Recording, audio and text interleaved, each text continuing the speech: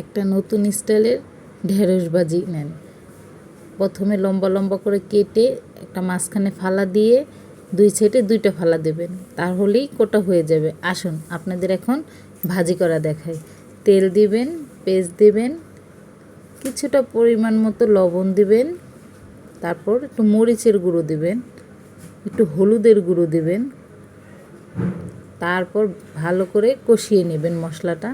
ভেন্ডিগুলো ঢেলে দিবেন, ভালো করে লাড়ি চাড়িয়ে ভেজে নেবেন। ভালো করে ভাজা হয়ে গেলে খেয়ে দেখবেন সেই মজা। আমরা এটা আমাদের দেশের বাড়ি খেয়ে এসেছি, খুবই ভালো লাগে, আমি প্রায়ই করি, তাই আপনাদের সাথে আজকে শেয়ার করলাম। আপনারা এটা ভেজে করে খেয়ে দেখবেন, খুব ভালো লাগবে। একবার খেলে বারবার করতে ইচ্ছে করবে। গোল গোল করে তো ভেন্ডি ভাজি অনেক খেয়েছেন, আজ একটু লম্বা লম্বা করে ভেন্ডি ভাজি খেয়ে দেখবেন, অনেক সুস্বাদু। Bye bye, tata.